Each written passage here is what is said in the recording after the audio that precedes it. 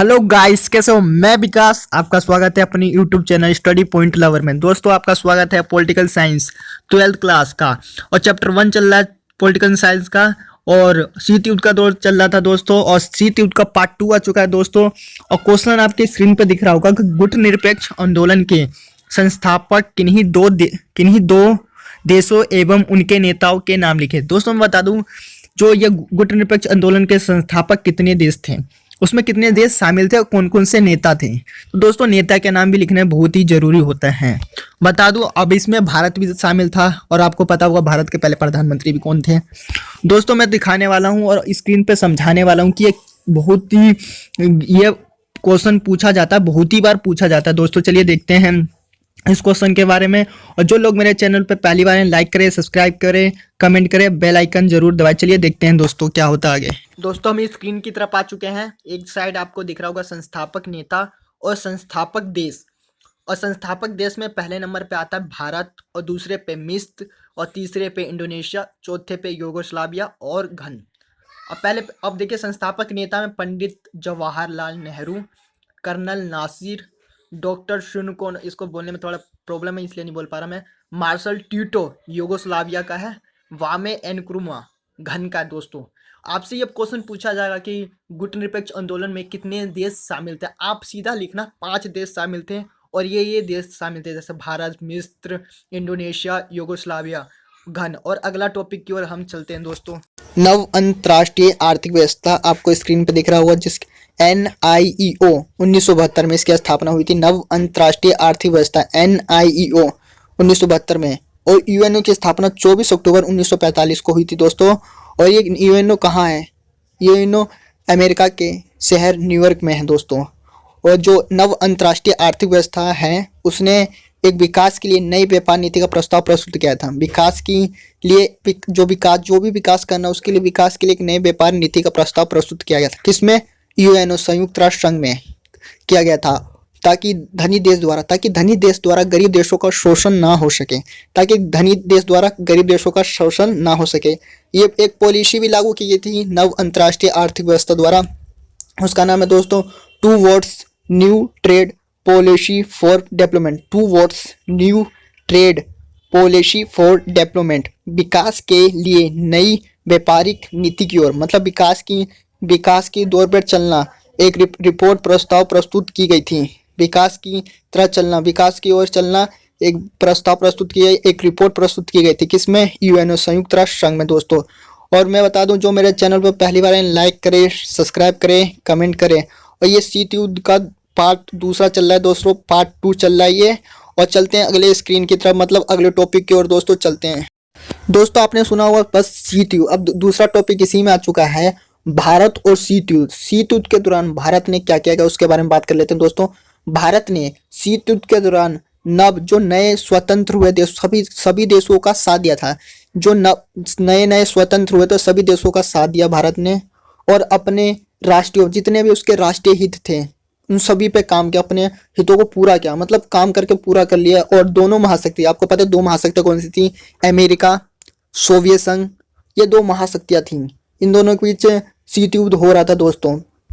तो भारत ने इन दोनों के मतभेद को, मतलब झगड़े चल रहे थे, इन दोनों के मतभेदों को दूर करने का प्रयास किया भारत ने। अब शीत युद्ध के दौरान भारत ने सभी क्या क्या साथ दिया? शीत युद्ध के दौरान भारत ने नव स्वतंत्र देशों, मतलब नए देशों का साथ दिया है, और अपने राष्ट्रीय हितों को पूरा किया, दोनों महाशक्तियों के मतभेद को भी दूर किया दोस्तों। चलते हैं अगले टॉपिक की ओर। हम अपना है शस्त्र नियंत्रण संधि। शस्त्र नियंत्रण का मतलब आपको पता, नियंत्रण करना होगा। LTBT सीमित परमाणु परीक्षण संधि 5 अगस्त 1963 को हुई थी। LTBT सीमित परमाणु परीक्षण 5 अगस्त 1963 को हुई थी। इसी में एक और है दोस्तों, 2-3 टॉपिक और है इसमें। सार्मिक अस्त्र परिसंवाद, जो साल्ट है, सार्मिक अस्त्र परिसंवाद 26 मई 1972 को, और दूसरा है 18 जून 1972 को। स्टार सार्मिक अस्त्र न्यूनीकरण संधि, पहला है 31 जुलाई 1991 और दूसरा है 3 जनवरी 1993। और NPT परमाणु अप्रयास संधि 1 जुलाई 1968 को। अब दोस्तों, मैं आपको दोबारा बता देता हूँ, ये सार्मिक अस्त्र परिसंवाद पहला है 26 मई 1972, दूसरा है 18 जून 1972। स्टार सार्वमिक अस्त्र न्यूनीकरण संधि, पहला है 31 जुलाई 1991, दूसरा है 3 जनवरी 1993। एनपीटी बहुत पर्सनल इंफॉर्मेशन दे रहा हूँ दोस्तों, ये परमाणु अप्रयास संधि 1 जुलाई 1968 को हुई थी। एनपीटी इंपॉर्टेंट क्वेश्चन आया था दोस्तों, परमाणु अप्रयास संधि 1 जुलाई 1968 को। दोस्तों आपको स्क्रीन पे दिख रहा होगा 5 क्वेश्चन।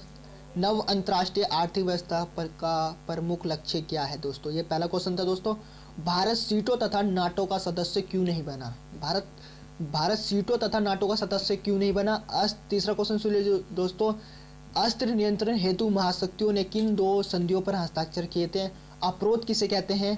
क्यूबा मिसाइल संकट के समय यूएसए मतलब अमेरिका तथा सोवियत संघ के नेतृत्व कौन कर रहा था, मतलब उस समय प्रधानमंत्री कौन था सोवियत संघ का दोस्तों, ये पूछा जा रहा है। नेतृत्व कौन कर रहा था सोवियत संघ का। दोस्तों ये इंपॉर्टेंट क्वेश्चन है जो मैं बताया हूँ, ये 2 नंबर में पूछा जाता है। इंपॉर्टेंट क्वेश्चन है दोस्तों, ये 2 नंबर में जरूर पूछा जाएगा, इस बार भी पूछा जाएगा दोस्तों। ये मैं शॉर्ट इसलिए पढ़ा रहा हूँ आपको, क्वेश्चन भी दे रहा हूँ दोस्तों। इसका आंसर मैं अभी दिखा रहा हूँ दोस्तों, ये सभी को याद रख कर लीजिए दोस्तों। अब आ चुके हैं आंसर की ओर। आंसर क्वेश्चन ये था दोस्तों, नव अंतर्राष्ट्रीय आर्थिक व्यवस्था का प्रमुख लक्ष्य क्या था। सुन लीजिए आंसर क्या था दोस्तों, अल्प विकसित देशों का अपने संसाधनों पर नियंत्रण, मतलब जो अल्प विकसित देश है उनको अपने संसाधनों पर नियंत्रण होगा तथा पश्चिमी देशों के बाजार तक उनके, मतलब उनकी ना अपने संसाधनों पर नियंत्रण होनी चाहिए और पश्चिमी देशों तक उनकी पहुंच होनी चाहिए। दूसरा क्वेश्चन सुन लीजिए दोस्तों, क्या बताया था, भारत सीटों तथा नाटो का सदस्य क्यों नहीं बना दोस्तों।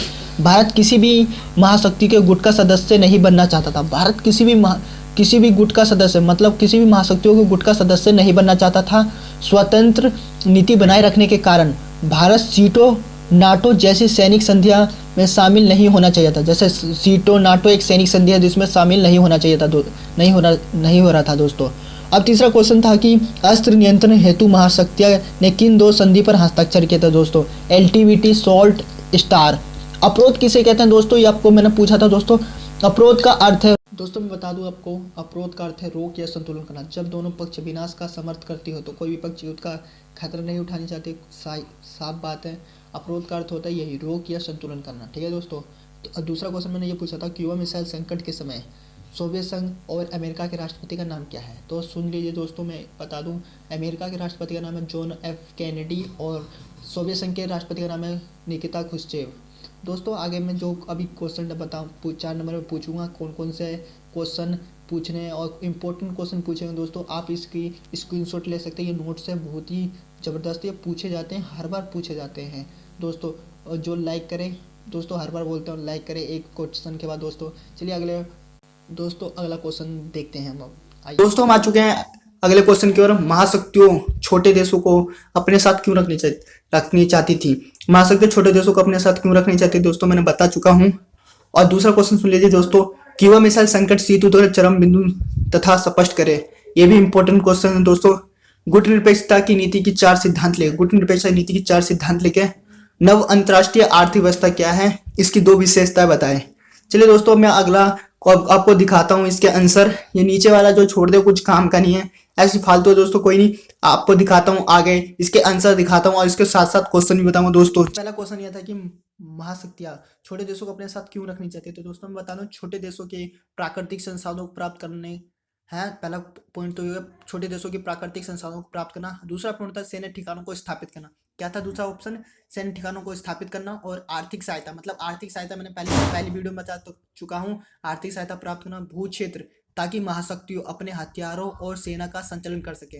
भू क्षेत्र ताकि महाशक्तियां हथियारों और सेना का संचालन कर सकते हैं दोस्तों। दूसरा क्वेश्चन बता देता हूँ दोस्तों, दूसरा क्वेश्चन सुन लीजिए, क्यूबा मिसाइल संकट शीत युद्ध का चरम बिंदु स्पष्ट कीजिए दोस्तों। ये था, तो मैं बता दूं दोस्तों 1962 में सोवियत संघ ने क्यूबा पर परमाणु मिसाइल तैनात की। जो सोवियत संघ था 1962 में क्यूबा पर मिसाइल तैनात, क्यूबा एक छोटा सा देश है जिस पर मिसाइल तैनात कर दी और अमेरिका निशाने में आ गया।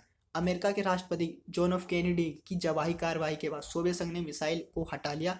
दोनों महाशक्तियों के मध्य तनाव की स्थिति बनी जिससे युद्ध की स्थिति नहीं बन पाई। तनाव की स्थिति बनी तो कि युद्ध नहीं हुआ दोस्तों। क्यूबा मिसाइल संकट का चरम बिंदु कहलाता है दोस्तों।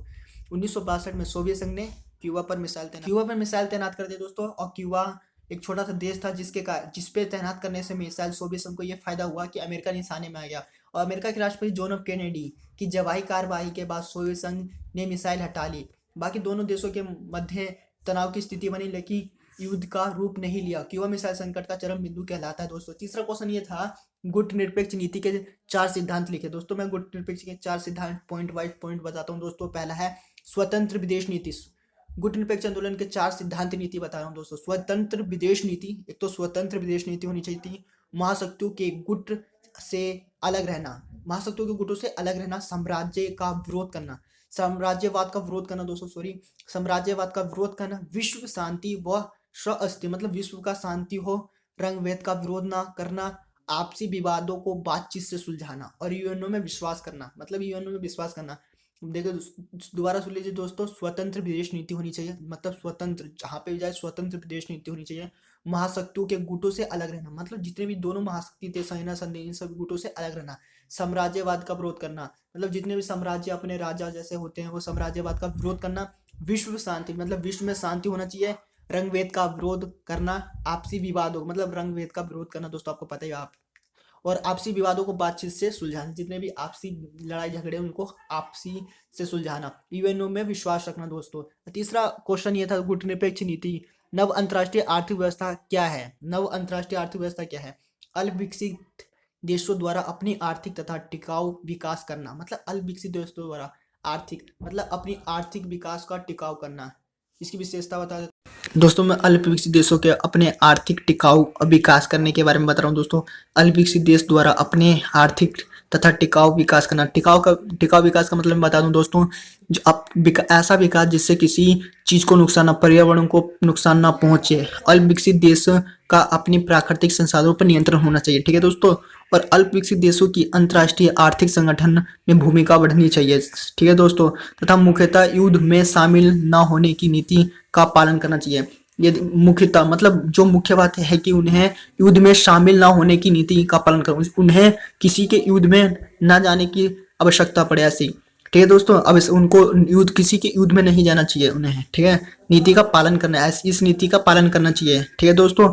मैं दोस्तों अगले टॉपिक के जैसे जो कि 6 नंबर से संबंधित होते हैं दोस्तों, उनके बारे में बताऊंगा दोस्तों। पहले इसका भी समझ लीजिए दोस्तों, जो मैं बता रहा हूँ दोस्तों, मुख्यतः जो शामिल होना, मतलब शामिल ना होने की नीति का पालन करना, मतलब जितने भी युद्ध होते हैं, बड़े बड़े युद्ध होते हैं, उनमें शामिल नहीं होना चाहिए इन अल्प विकसित देशों। और अपने संसाधनों पर इनका नियंत्रण होना, जो अपने संसाधन है ना उन पर इनका नियंत्रण होना चाहिए, ठीक है दोस्तों। चलिए अगले 4 नंबर और 6 नंबर के बारे में बात करते हैं। 6 नंबर में कौन कौन से क्वेश्चन आते हैं दोस्तों, चलते हैं देखते हैं 6 नंबर के क्वेश्चन के बारे में। चलिए आइए दोस्तों, हम आ चुके हैं अगले क्वेश्चन का, जिसका नाम है गुट निरपेक्षता की नीति की प्रासंगिकता। सुन लीजिए पॉइंट नंबर 1, विकासशील नीति की प्रासंगिकता। मतलब विकासशील नीति की प्रासंगिकता, जो विकासशील देश है, जो विकसित देश है, मतलब विकासशील देश का मतलब आपको पता है दोस्तों कैसे है, जो भी विकासशील की मतलब विकास की गति में चली, जैसे भारत एक विकासशील देश होता है, उनकी नीति को प्रासंगिकता, उनके जितने भी गुण है उनको प्रासंगिकता करना, मतलब छोटे देश उनकी गुणों को करते हैं, और जो विकासशील देश होते हैं विकसित देशों से सारी गुण अपने में उतारते हैं दोस्तों। एनआईओ को लागू करना, मतलब 1972 में एनआईओ को लागू किया गया था दोस्तों, आप सभी को पता है।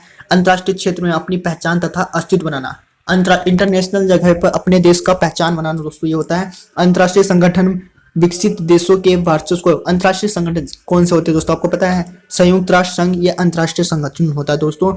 अपने वर्चस्व को, मतलब विकसित देशों के वर्चस्व को चुनौती देना होता है वहां पे।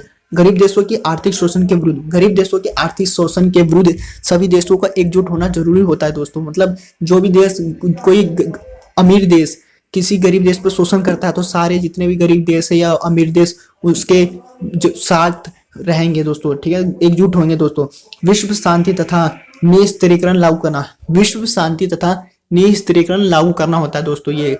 दोस्तों चलते हैं अगले क्वेश्चन की ओर, ये भी 6 नंबर में पूछा जाएगा। शीत युद्ध के परिणाम पूछे जाएंगे दोस्तों। मैं चलते दिखाता हूँ शीत युद्ध के परिणाम के बारे में, चलते हैं दोस्तों, आइए चलते हैं दोस्तों। हम आ चुके हैं अगले टॉपिक, जिसका नाम है शीत युद्ध के परिणाम। मैंने बताया था 2 ध्रुवीय विश्व का उदय, मतलब शीत युद्ध के परिणाम का मतलब ये है कि जब ना उस समय 2 ध्रुवीय विश्व का उदय हुआ था, मतलब 2 देश, आपको पता था 2 ध्रुवीय विश्व का उदय हुआ था।